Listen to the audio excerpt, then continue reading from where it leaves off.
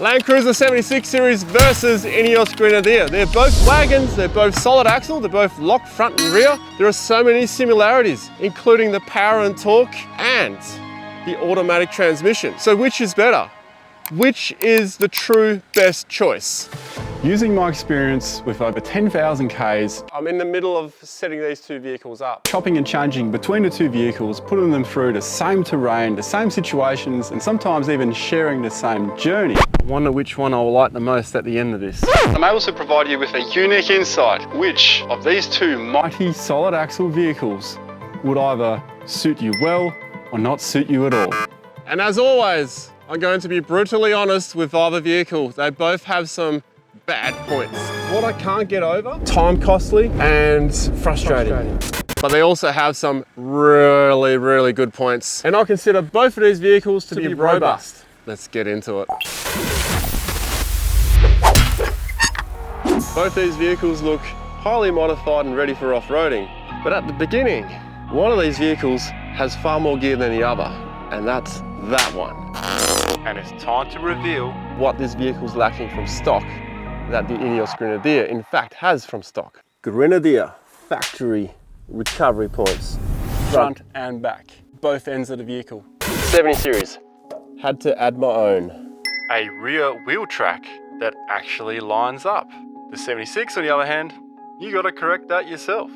It's narrower than the front by 100mm overall. This GoPro footage really shows how far out the wheel track is. The rear ladder. It's a very simple thing to add. Had to get an aftermarket one. Tow bar from standard. 76 series, you gotta add that yourself. And it's a pain in the ass to install. The list continues. This will play a massive factor in a price summary towards the end of this versus battle. Steel front bar, steel rear bar, off-road tyres, spotlights, dual batteries, and a secondary fuel filter with a water separator. Pre-wiring everywhere to the roof, pre-fused, pre-switched. It's even pre-wired for towing with a 500 amp NATO in the rear. That, I think, is bloody awesome. And it's not just on the outside of the vehicle. Just wait till we get to the inside. Simple PowerPoint to the back. With a 70 series, you gotta add that yourself. Good seating with heaters, sound deadening, toot button. One toot for good luck. 6 airbags versus 2 airbags in the 76. Am I missing anything? Oh yes, of course, the four-wheel drive tech and systems information. Like the type pressure and temperature monitor, coolant temperature down to the degree, transmission temps, and full sound system. So you don't have to add extra tech. We've got all the temperatures here that I need to know. 76 on the other hand, you get 2 USBs and a shitty stereo. Oh my God, it's got power mirrors. Yes, the 70 series is really that far behind. Holy shit, there's 2 cup holders. But the one thing that annoys me the most about the INEOS Grenadier, I have integrated an armrest into the door. so I can't promote my armrest. Look how thick that is. The 70 series does not have an armrest. These bloody cars are this skinny little door. Good thing I've got one sorted, eh? You need one of these. You can get these on a website. Shameless plug here. And the armrest is available in interior grey. Suits the 70 series, by the way. Sandy, my favourite. Bestseller, the black. Can't go wrong. With a 70 series, if you want to monitor anything other than what's on the dash, you then have to add your own device. INEOS Grenadier. Almost soundproof. Landcruiser 76. More on this soon. But first, Which of these two vehicles is most comfortable for a long drive? Am I going to your left or am I going to go to your right?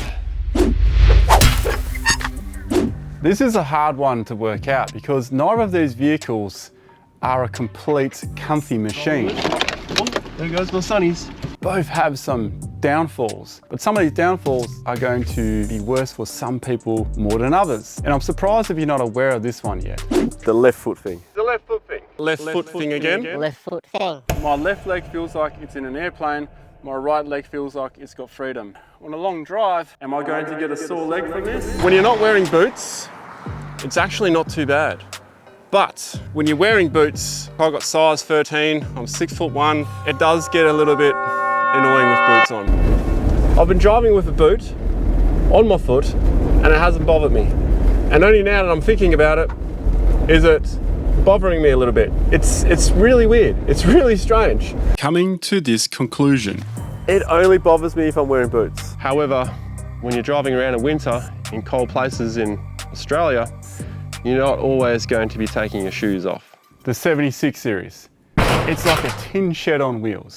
Every single noise from the road, from the rocks, the tires, the wind noise, even just sand, you will hear inside that vehicle. The INEOS Grenadier is like a luxury car when you compare it to the 70 series. With that said, which one takes the crown for a long drive? This is more comfortable on a long drive. The reason why, you can move around in your seat a lot more. To be honest, whilst it might be annoying to some people, it's definitely worth considering a noisy cab. I'm just used to it, so I don't really care. And sometimes I find in a quiet vehicle, if there's that one noise that's bothering you. Something else sounds a bit loose. It's like having that one fly, as opposed to 10 or 20 different noises. Things have got a bit rough. It's like 10 or 20 different flies. Flies. You don't really care by that stage. I mean, you can't just keep doing this, right? So you just live with it. Ah, these flies! Well, a flies are probably a bad analogy. That said, which is most comfortable off-road? Definitely not getting tossed around as much, hey? That, because it has the coil front and rear. A bit more boaty, but definitely more comfortable. And this chair, which is a Recaro chair, believe it or not, you are not moving. You are tucked in. That is so much more comfortable off-road. Comparing the off-road tech between the vehicles, you can decide which is best in that aspect. And just to begin with, I'm going to have to mention the fact that the front wheel track is still 100mm wider overall, as opposed to the rear wheel track. the INEOS Grenadier, on the other hand, that one is pretty much lining up. The gearing. 6-speed automatic in the 76 series. It's great off-road, very nice gearbox. However, you only get 4 gears in low range. With the INEOS Grenadier having 8-speed in low range with all 8 gears. Normally when you're sitting 40 kilometers per hour low range, you'd be revving the nuts off your car. It just makes for an awesome drive. INEOS Grenadier off-road tech. This vehicle has full-time four-wheel drive, which means high range, low range without locking the center, and high range, low range with locking the center.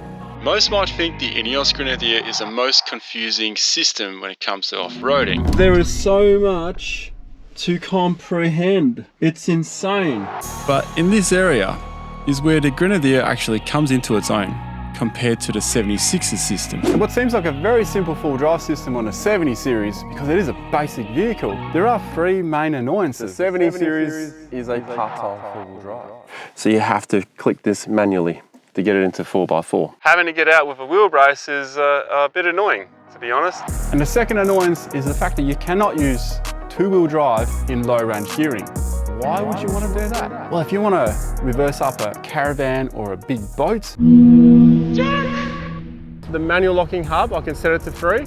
I can go low range, I can reverse. The auto and locked version, you have no choice. There's no way of putting it into 3. Auto or locked will give you 4-wheel drive. But the understanding behind this auto manual locking system is the biggest issue with the 70 series, and the most complex one to try and understand.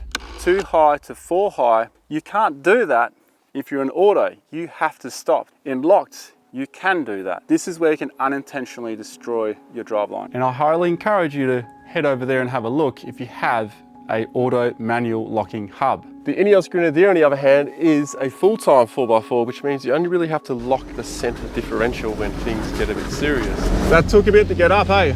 More importantly, you can lock the center diff. But having the ability to go low range without locking the center means you can reverse big boats, caravans, things like that, without having to worry about your whole driveline binding up, which is a good thing. Moving from there, we gotta go up here. This is the off-road section. It's a good system once you know it. However, if you only use this vehicle every now and then for four-wheel driving, it might be a bit of a headache to try and work your system out. I can't get the rear locked, eh? Because this has thermo fans, you can activate waiting mode. It'll turn the fans off, so when you go through water, it's not going to mess with that system. That alone is something you have to think about. In the 76, It's more or less simple stupid. However, too much of this could snap a fan blade, but it's very rare. I've only seen this happen once.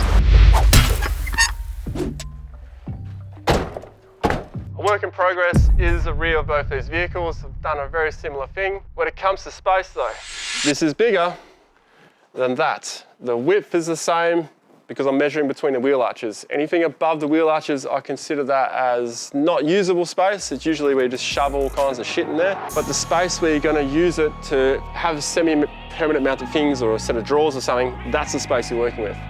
This is deeper that way by 100 mil. But this has a disadvantage, and that's the power. I have to put a power box in here or some kind of power setup. So I've had to add that. Look how much real estate that takes up in the back. The depth that I've had the advantage of with this car is now gone. They are both more or less matched for rear cargo space. Both vehicles have barn doors, but there's a difference. That door is a lot smaller, and I find that it's pretty difficult to get in, especially if your car's dirty, you know, you're gonna get yourself dirty. The bonus though, this door is bigger, it opens wider, and it's got a gas strut. Opening this door, it's a much better size. You can even see if the fridge was over a bit, I could actually get that in and out without even opening this door. It doesn't have a gas strut, so you must park on level ground, otherwise this can happen to you. Oh, geez, it'd be nice to have a little strut there, wouldn't it? And one other thing, that's as far as it opens. If you force it any more than that, it could contact the light on the back, perhaps crush it. I had to fit a spacer just to fit the bigger tyre on the back. Which is most fuel efficient? The 76. The INEOS Grenadier, on the other hand, It only has a 90 litre tank. That's probably not enough. uses roughly 2 more litres per 100.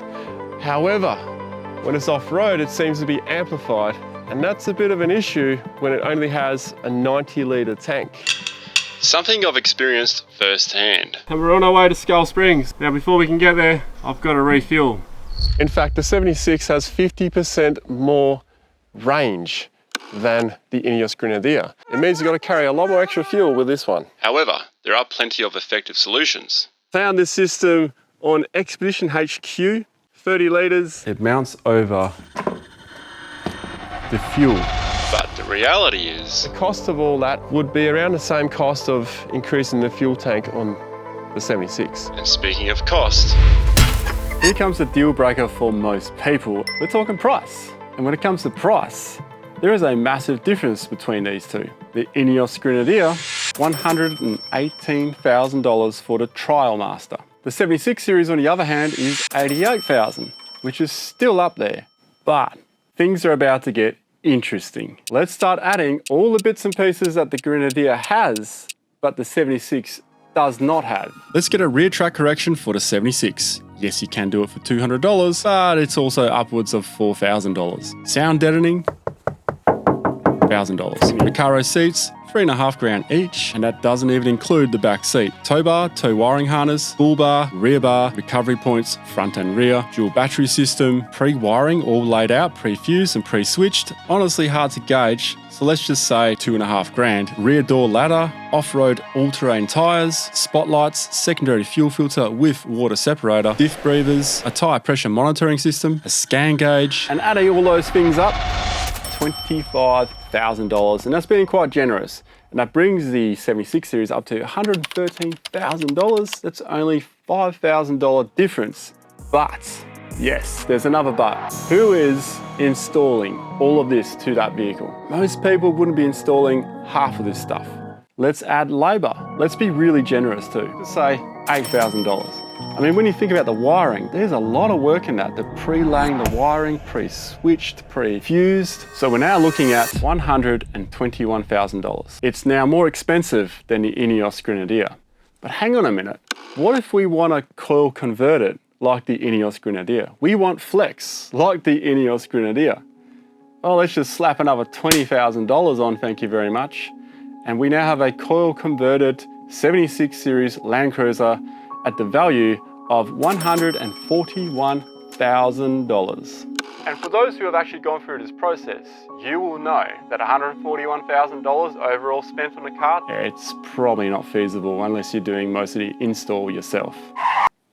All of this stuff is aftermarket. What kind of vehicle warranty are we left with now? This is where the INEOS Grenadier, to me, triumphs over the 76 series. What do you think? Which do you think is the best value for money? And which do you think is the smartest idea? Because the 7 series has so much history, do you think that that alone still holds it over the INEOS Grenadier? I would really like to know what you think.